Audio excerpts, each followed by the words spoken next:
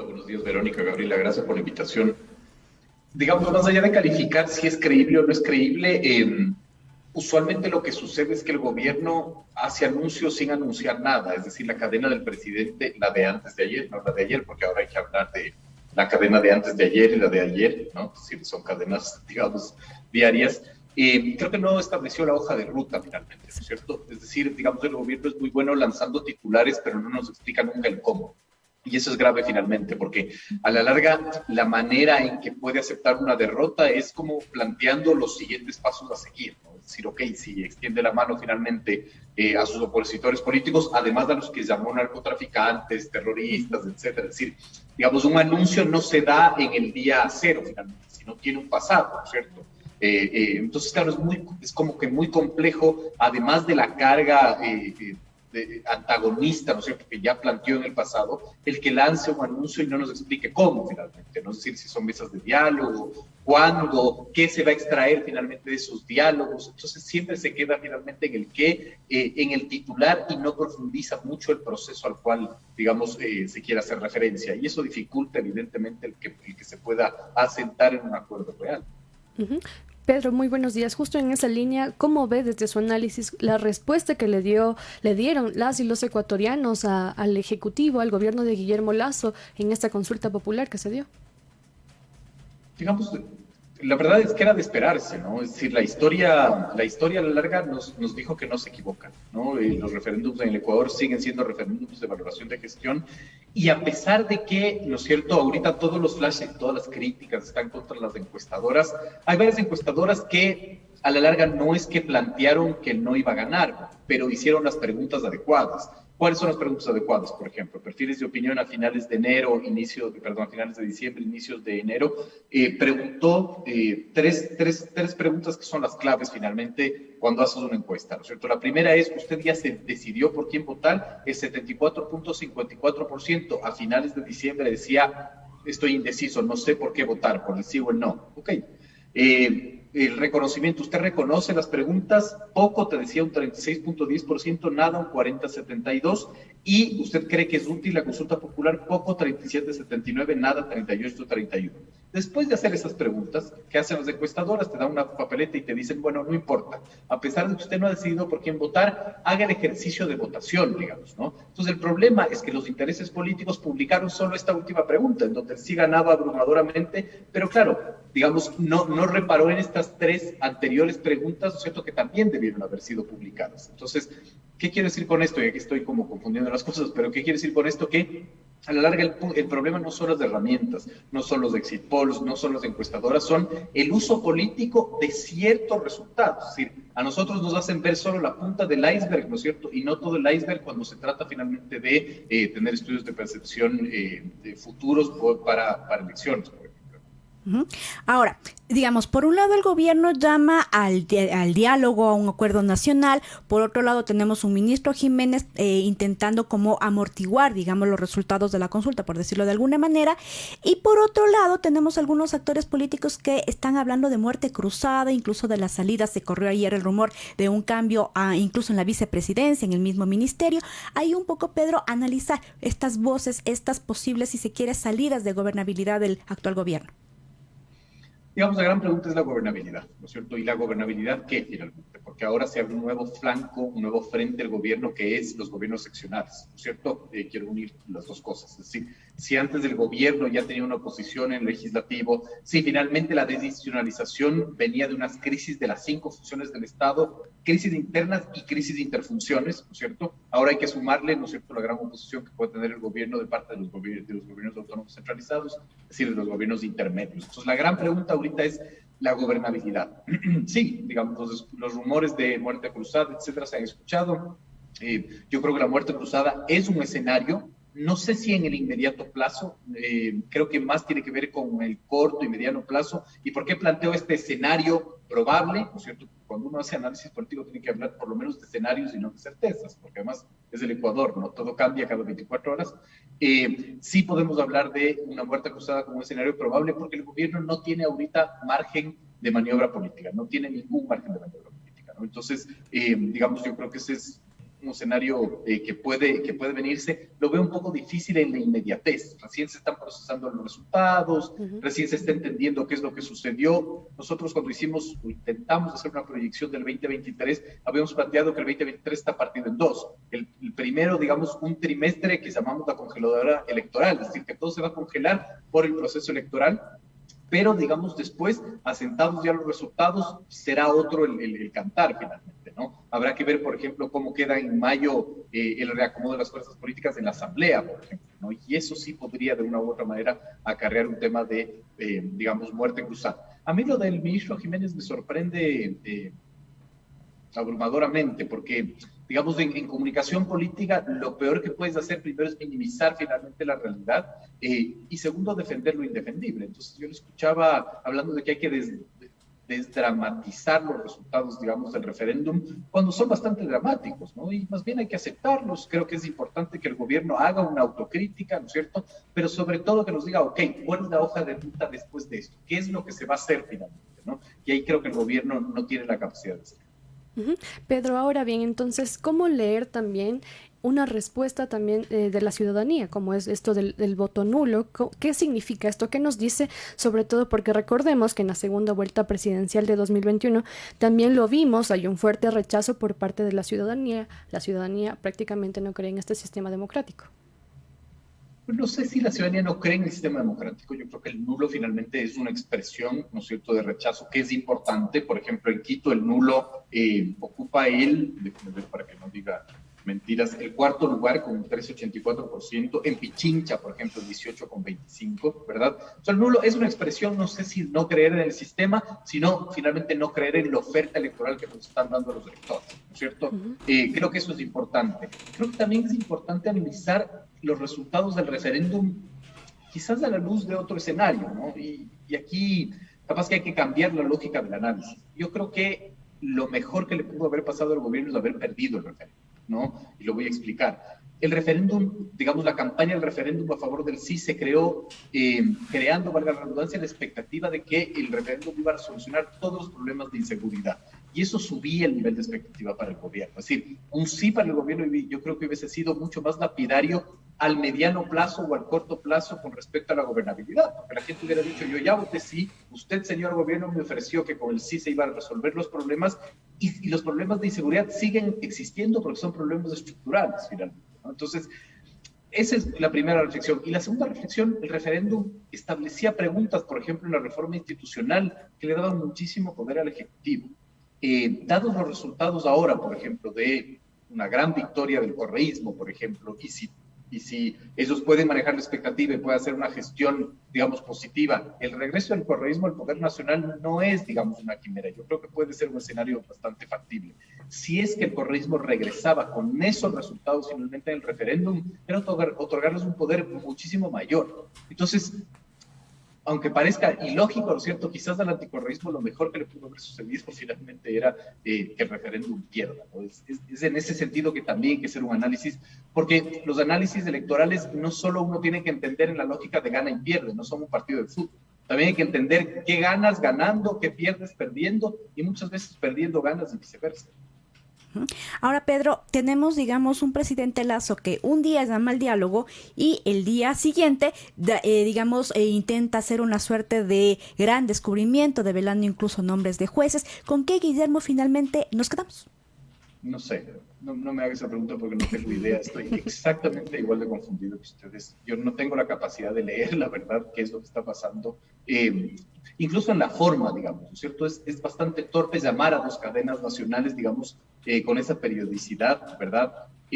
Lo de ayer finalmente es bastante sorprendente, porque además, más allá de que teóricamente es una intromisión de funciones, porque uno lo que esperaría finalmente del Ejecutivo es, para mejorar la justicia, usted tiene herramientas, señor presidente y señor gobierno, ¿no es cierto? Tiene herramienta, por ejemplo, de aumentar el presupuesto, ¿no es cierto? Es decir, en unidades judiciales no hay para imprimir finalmente. En unidades judiciales en Guayaquil se caen los techos, se inundan finalmente los pisos. Es decir, mejorar la justicia también requiere de invertir, de inversión pública, ¿no es cierto? De aumentar el presupuesto.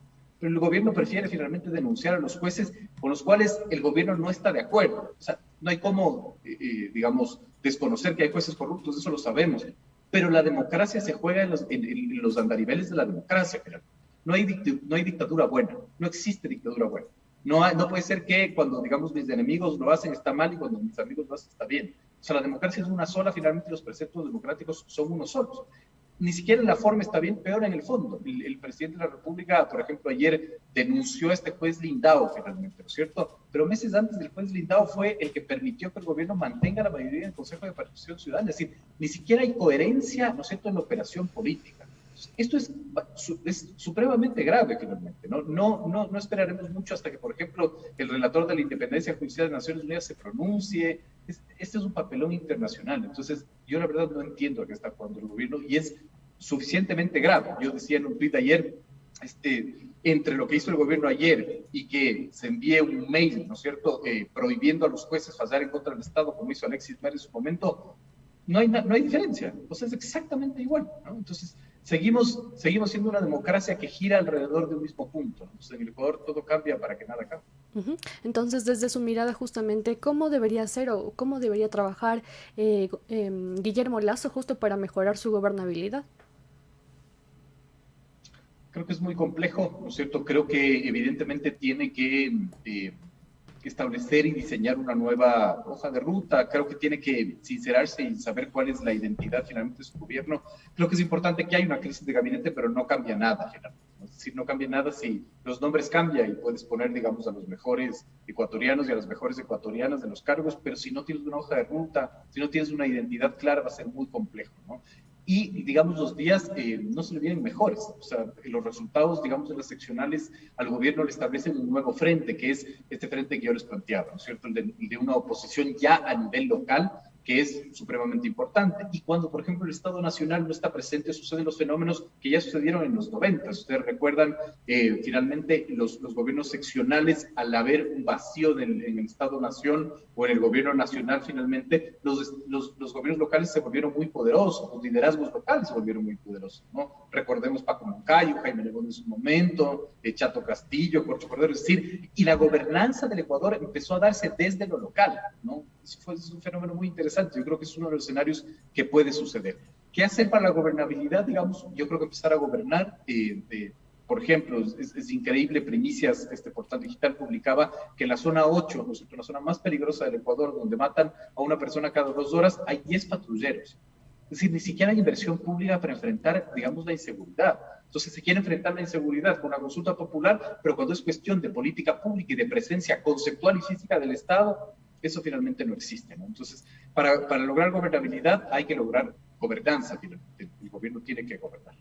Ahora, Pedro, analicemos un poco justamente esta oposición que se va rearmando, como usted menciona, en lo local. Por ejemplo, la Revolución Ciudadana, con las varias alcaldías, prefecturas que logra, ¿es suficiente, digamos, para imponer una agenda? Y no pienso en lo local, sino en lo nacional. ¿Es suficiente como para pensar en ese correísmo del 2013? De pronto, como un poco ahí, estos vitoreos ya lo están pintando.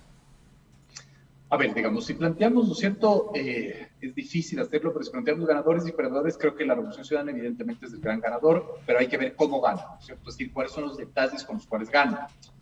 No es un triunfo menor, es un triunfo finalmente, además de un escenario complejo, ¿no es cierto? Un escenario en donde ellos han denunciado, digamos, persecución, etcétera. Y claro, son resultados que sí han sorprendido, pero que también te marcan una gran interrogante, ¿no es cierto? Y esa gran interrogante es, ¿lograrán gobernabilidad? Por ejemplo, Pavel Muñoz gana finalmente en Quito, pero gana con una votación, digamos, quizás reducida, no tiene mayoría en el Consejo Metropolitano y tiene que enfrentar problemas casi irresolubles. Las ciudades ahorita se enfrentan a problemas muy complejos en donde los GATS no tienen las competencias para resolver inseguridad, por ejemplo. La movilidad en Quito es un problema casi irresoluble porque es un problema de estructura, de entendimiento cultural, ¿no es cierto?, etcétera, etcétera, etcétera. Entonces, esa es una cuestión, por ejemplo, en Guayaquil, digamos. Es decir, ¿qué tan correísta es Aquiles Álvarez, por ejemplo? ¿No resultará finalmente una incógnita para el correísmo? ¿No él tendrá un margen de maniobra distinto en donde podrá hacer finalmente lo que él quiera, alejado de los postulados del correísmo? Esa es una gran pregunta también, ¿no? Entonces, yo sí creo que el gobierno va a enfrentar procesos de oposición desde los gobiernos locales. Eso, digamos, es como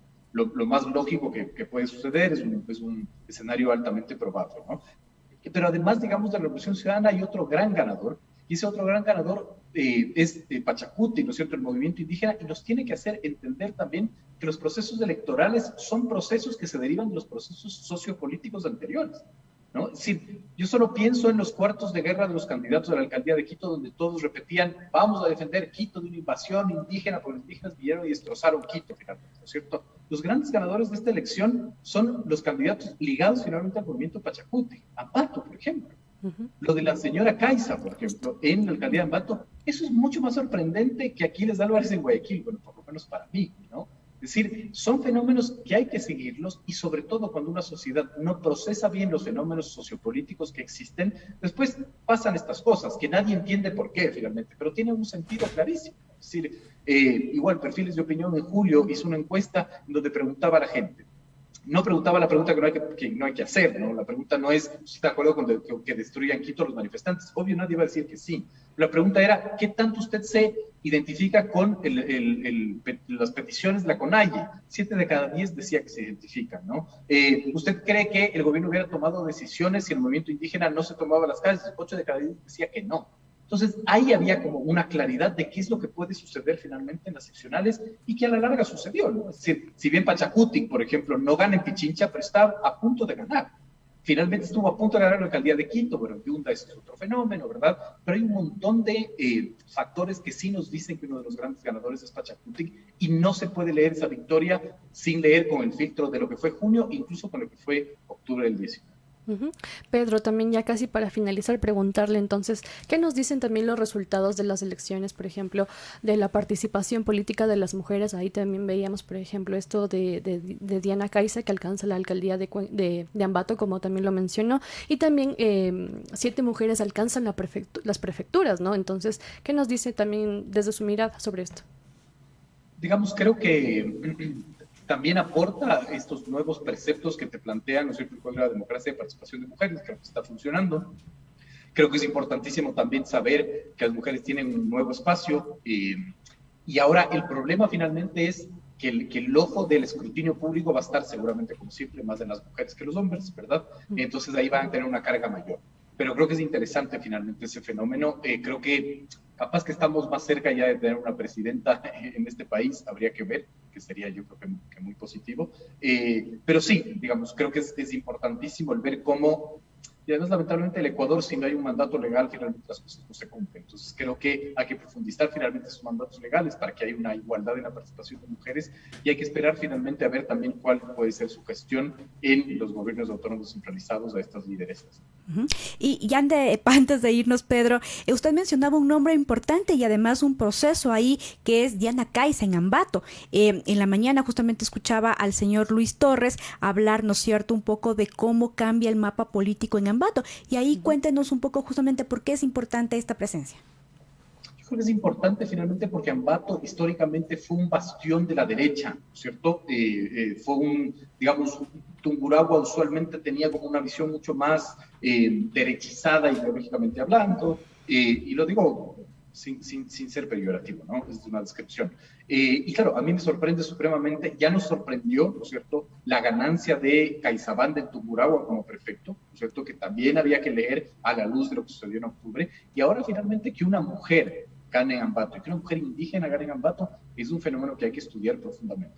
Habrá que ver cómo cambia finalmente ese escenario. Yo creo que será un gran reto para ella, ¿no es cierto? No creo que sea fácil finalmente, además, gobernar una ciudad que tiene problemas muy similares a los de Quito, movilidad, inseguridad, etcétera, ¿verdad? Pero claro, sí, para mí es un hito distinto, ¿no es cierto? Porque claro, como les digo, no es solo una mujer, es una mujer indígena, y no solo es una mujer indígena, sino es una mujer indígena post-movilización de junio, ¿no? Entonces, este fenómeno hay que entenderlo muchísimo, porque además la clase política, ¿no es cierto?, de la pleitosfera, ¿no es cierto?, o de finalmente la clase política que tiene una visión muy reducida, te planteaba eso, ¿no?, que su narrativa siempre era no vamos a permitir que los indígenas destruyan las ciudades, finalmente, ¿no? Y parece que la población está más cerca a las causas indígenas que a esta narrativa de defensa del urbanismo.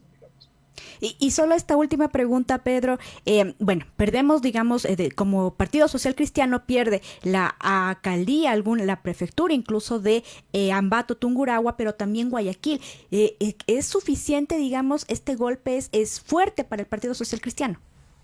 es fuerte y ahí otro análisis que hay que hacer es que las seccionales no tienen que leerse cuantitativamente, sino cualitativamente. Es decir, por ejemplo, el abogado Nebot sale a decir, hemos ganado, me parece que 30 alcaldías, hemos ganado 2 prefecturas, porque ganan 2 prefecturas muy importantes, la de Los Ríos y la del Oro. Sin embargo, no es cuantitativo, esto es cualitativo. Es decir, la derrota de Guayaquil y de Guayas es una derrota profunda del Partido Social Cristiano, que le debe obligar al Partido Social Cristiano a resignificarse, a reinventarse, a reestructurarse y a nacer finalmente de una crisis. Recordemos que de los pocos partidos que sobrevivieron, ¿no es cierto?, al fenómeno correísta, ¿no es cierto?, y a toda esta autodestrucción y destrucción de los partidos políticos, fue el Partido Social Cristiano. El Partido Social Cristiano no perdió finalmente el ritmo que tenía, por ejemplo, en las elecciones legislativas, ¿no? Hoy sí pierde un bastión supremamente importante, porque además no es solo que pierde, es cómo lo pierde, porque además le deja gobernabilidad a la Revolución Ciudadana en el Consejo Municipal de Guayaquil.